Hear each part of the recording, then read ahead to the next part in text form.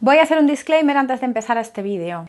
Dije en Instagram cuando lo anuncié que iba a hablar de teosofía y que era una cosa como que estaba muy velada su influencia en el paganismo y en la magia actual, y parece ser que hay gente que se ha puesto a estudiar teosofía. Me veo en la obligación de decir que no hace falta estudiar teosofía para entender este vídeo, pero si alguien quiere saber algo más de teosofía voy a dejar aquí unos enlaces, o más bien un enlace, para que tengan información de primera mano.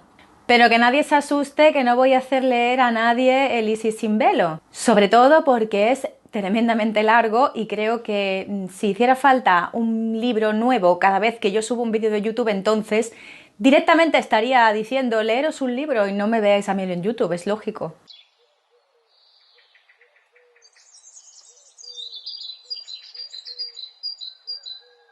Muy buenas a todos y todas, yo soy Harwe y esto es 13 lunas. He decidido hacer este vídeo sobre el velo porque yo soy una persona de esas que se plantea mucho las cosas y que se pregunta de dónde viene el velo, hacia dónde va el velo, qué es el velo. Y la verdad lo veo muchísimo publicado, sobre todo en redes sociales, gente que hace referencia al velo constantemente. Y para hacer honor a la verdad, yo no tengo esa experiencia con respecto al velo. Para mí, mis muertos, mis ancestros, son personas que todavía están conmigo en el día a día y no puedo entender eso que dice la gente de que el velo es fino en algunos momentos del año o es más grueso en otros momentos. Y como soy una inquisitiva, me planteé de dónde venía esto, quise hacer un estudio sobre el velo muy breve. Y bueno, pues este es el resultado de esas investigaciones, porque creo que como yo, habrá mucha gente que no viva el velo de la misma manera y que tampoco sepa de dónde viene eso, porque realmente lo decimos como papagayos, pero no sabemos de dónde viene. Voy a empezar por el principio y por qué me planteo tanto este tema. En nuestra sociedad existe una cosa llamada el tabú de la muerte. El tabú de la muerte está más que estudiado y principalmente se lo debemos su reconocimiento a Michel Foucault, que en su obra Historia de la Sexualidad dedicó un capítulo entero a este tema. Mediante el tabú de la muerte, la sociedad completa obvia cosas como la defunción y la vejez, y por eso está tan de moda todo lo que sea, ya no envejecer sanamente, sino el aparentar que tienes menos edad de la que tienes en realidad. No obstante, se supone que los paganos intentamos trascender ese tabú de la muerte, porque para nosotros la muerte es una parte esencial de la vida, es un proceso fisiológico normal. Se supone que los paganos intentamos trascender ese tabú de la muerte porque entendemos que la muerte es una parte esencial de la vida. Esto es, que es un proceso fisiológico exactamente igual que el nacimiento y que sigue una serie de pasos. La ciencia en ese sentido nos ha medio dado la razón, en tanto que está considerando ahora mismo que la muerte no es una cosa que sea, bueno, se te ha parado el cerebro, se te ha parado el corazón, chim pam pum fuera, sino que el cuerpo pasa por todo un proceso hasta que la vida se extingue de él. Así que nosotros tenemos principalmente dos formas de ver qué es lo que pasa después de eso, cosa que la ciencia todavía pues no ha podido ni confirmar ni desmentir. Nosotros lo vemos de dos maneras. Una, existe una cosa llamada el velo, que es lo que separa el mundo de los vivos y de los muertos. Y también otra forma de verlo es los vivos y los muertos están básicamente en dimensiones distintas, pero se pueden intercomunicar. El velo simplemente es lo que marca que ese cuerpo, esa persona, ha pasado por ese proceso de destrucción de su cuerpo y su alma ha ido a parar a otro, o su conciencia ha ido a parar a otro lugar. Pero no significa que el velo sea una división que no se pueda pasar de ninguna manera. Principalmente las personas mágicas que yo conozco en mi entorno son perfectamente capaces de cruzar el velo, como se suele decir, y no consideran que sea necesario esperar a cierto momento del año para que podamos comunicarnos con nuestros antepasados, sino que el velo es una cosa bastante fluida y simplemente describe un cambio de conciencia. Pero en este caso concreto lo que sucede con la creencia en el velo es que en gran medida va a condicionar lo que tú vayas a practicar. Si por ejemplo consideras que el velo solo está abierto o más rasgado en el momento de Samhain, en el momento de Beltane, lo que va a suceder va a ser que solo en esos momentos te va a ser permitido o te vas a poder permitir el realizar mediumnidad o realizar algún tipo de, bueno, espiritismo, por ejemplo, algún tipo de comunicación con tus ancestros. En el caso de las amistades con las que más suelo hablar, pues nosotros casi siempre estamos en contacto con nuestros ancestros, porque la mayor parte de nosotros practicamos o chamanismo o alguna práctica común o parecida al chamanismo, y para nosotros el mundo de los espíritus está literalmente aquí también, entonces no existe tal división. Pero es verdad que existe mucha gente para la cual la división es algo real y ellos no pueden llegar a pasar eso. Con el tiempo es posible que haya mucha gente que al principio tiene ese velo y luego lo pueda pasar o lo pueda aprender a pasar de alguna manera, y de eso se trata muchas veces la práctica de la brujería.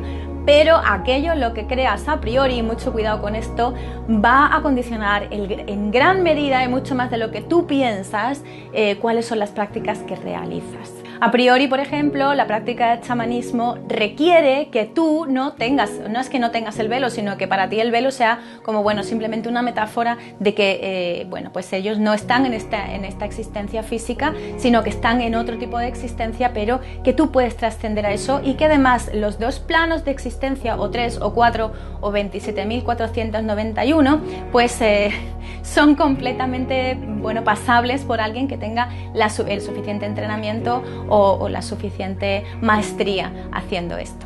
Pero para mí, el creer que el velo solamente está fino en Samhain, solamente está fino en la noche de Walpurgis, es como si solo me estuviera permitido vestirme de Elsa, la de Frozen, en carnaval. O sea, me puedo vestir de Elsa en mi casa si me da la gana. Esto es lo que entendemos del velo ahora, pero hace muchos milenios pensábamos que el velo era otra cosa. El velo para nuestros antepasados significaba aquello que nos ocultaba la verdad. Y lo vemos tanto y está tan presente en la magia occidental actual que, por ejemplo, la sacerdotisa, y quiero recordar que el sumo sacerdote también del tarot, tienen un velo por detrás. Y eso tiene una connotación muy cristiana y también está asociado a determinados filósofos de la antigüedad. Vamos a hacer un repasito por ellos. La sacerdotisa del tarot, que tiene por detrás 2 columnas y tiene un velo, viene a simbolizar un templo que había. También le pasa eso al sumo sacerdote, a esas 2 figuras. Había un templo que era un templo judío, era sagrado para los judíos, y se dice que cuando Cristo murió, ese velo se rajó. Lo que simboliza eso en realidad para la cristiandad es lo siguiente: tened en cuenta que los judíos no pensaban que hubiera tal cosa como un paraíso. Tú te morías y te morías, chimpún. Y lo que hace Jesucristo mediante su autosacrificio es hacer un sacrificio de estos como el parecido al del Cordero para expiar los pecados del pueblo de Israel.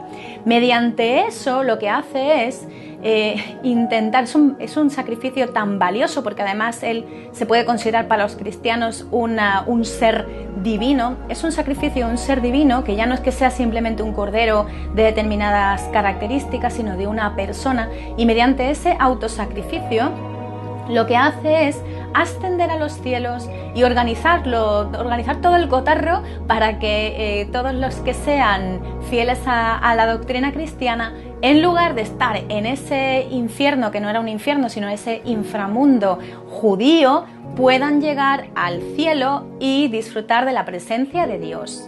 Así que el hecho de que se rasgue el velo de ese templo judío tan importante, además ese velo, esa tela, se decía que era prácticamente irrompible, es una metáfora de lo que ha hecho Cristo al autosacrificarse.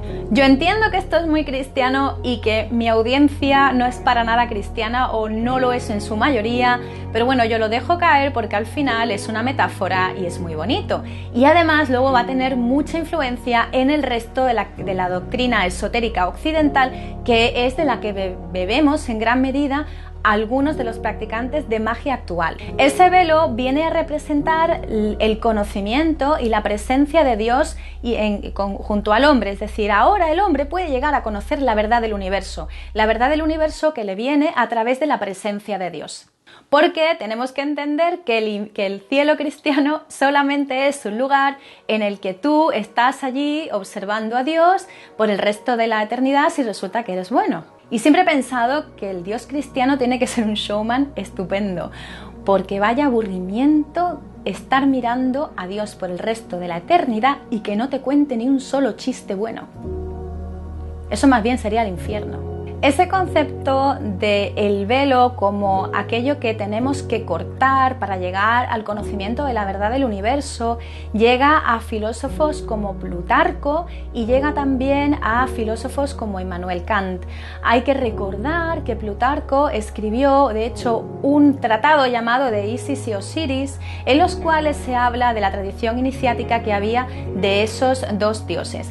Cuidado con esto porque no estoy hablando de la Isis y el Osiris que podemos entender por egipcio, sino que en realidad cuando llegan los romanos pues ellos tienen a bien decir que casi cualquier diosa extranjera que más o menos fuera parecida a Isis, la llamaban Isis. Entonces, que está ahí Astarte con las barquitas, pues la llamaremos Isis. Que está allí yo no sé qué diosa con alitas, pues la llamaremos Isis. Que vive en una piña debajo del mar y tú estás esperando que diga Bob Esponja, pero no, un romano te diría que sí, sí, también. Todos estos filósofos empiezan a hablar del velo y aquí es cuando llega la que nos ha traído al paganismo y al esoterismo occidental por la puerta grande, que es Elena Petrovna Blavatsky. Aquí es donde voy a empezar a hablar un pelín de la influencia de la teosofía en el paganismo y sobre todo en el esoterismo actual, que es muchísimo. Y aquí no voy a hablar ni un poquito de toda la influencia que tiene Blavatsky, la doctrina de Blavatsky y la teosofía en el esoterismo actual, porque es enorme y no puedo, para mí es imposible condensarlo en un único vídeo. Antes de hablar de Blavatsky y de la teosofía, voy a deciros que yo muy fan de esta señora no soy y tampoco soy muy fan de la teosofía en general ni de la sociedad teosófica. De hecho, le tengo hasta un pelín de manía y que me perdonen los teósofos. Pienso que, por ejemplo, Blavatsky ha tenido una influencia en algunos casos un poquito para mal. Ella intentó hacer en su día una doctrina religiosa, mágica, espiritual de todo el mundo y unificar a todas las doctrinas del mundo, pero por el camino ella entendió determinadas cosas que vienen de la parte oriental del mundo de una forma... ni siquiera sé cómo decirlo, de una forma errónea. Así lo digo sin anestesia, es que no me queda otra.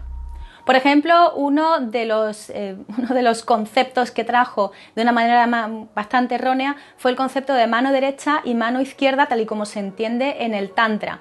Ella entendió la mano izquierda como buenamente le pareció y eso ha hecho que ahora mismo tengamos un guirigay sobre lo que en realidad es la mano izquierda, pensando que la mano izquierda es trabajar con demonios y resulta pues que la mano izquierda originalmente significaba otra cosa, es un concepto oriental y tengo a un montón de gente hablándome de la mano izquierda que realmente jamás en la vida se ha leído nada de Tantra, cosa que a mí me sorprende, pero bueno, así es la comunidad, ya no tenemos arreglo, ha llegado de esta manera y bueno, pues ahora no le podemos tirar tomates a Blavatsky, pobrecita, tampoco se lo merece. El caso es que ella coge el concepto de velo de Plutarco, de Kant, de este y del otro, de la doctrina cristiana, que a ella le gustaba mucho la doctrina cristiana y la doctrina judía, y la cábala. Coge todo eso y hace una mezclita y dice que el velo es aquello que se tiene que rasgar para llegar al conocimiento de la verdad.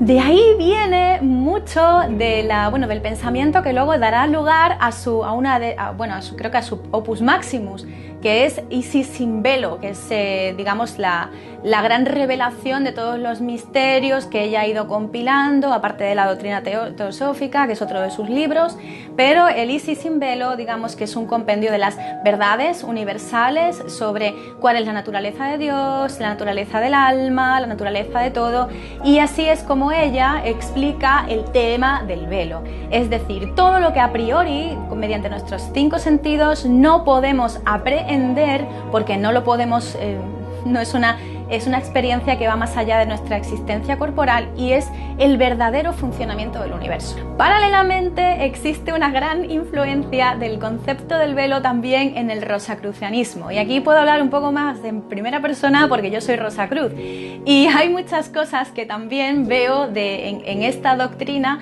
del tema del velo, sobre todo la influencia, como estaba diciendo, de los textos clásicos, especialmente de Plutarco. Así que el velo en realidad no es la separación entre los vivos y los muertos, sino que es aquello que nos impide ver cómo en realidad el universo está funcionando. Y cuando estamos hablando de que el velo es más fino o que el velo es más grueso en otras etapas del año, realmente pensamos que es porque vamos a podernos comunicar con nuestros antepasados y que eso es lo que significa. Sin embargo, el velo, ese velo, quizás sea una cosa que tenga mucho más que ver con la propia trascendencia de uno mismo y con el conocimiento de las verdades internas acerca de cómo funciona el universo. Y ese es el significado inicial del velo, no las cosas que veo por ahí para hacer espiritismo y comunicarse con los muertos. Claro que sería más fácil, entre muchas comillas, ya he dicho que para mí esto no tiene ningún tipo de sentido, pero claro que sería mucho más fácil comunicarse con mis antepasados si resultara que ese velo fuera más fino, porque en realidad no solamente podría comunicarme con mis ancestros, sino que además podría tener un conocimiento mucho mayor de todo el funcionamiento de toda la naturaleza, incluida aquella que no soy capaz de ver. Y hasta aquí el vídeo de hoy. Espero que os haya resultado instructivo y nos vemos en el próximo. Un besazo y hasta luego. ¡Chao!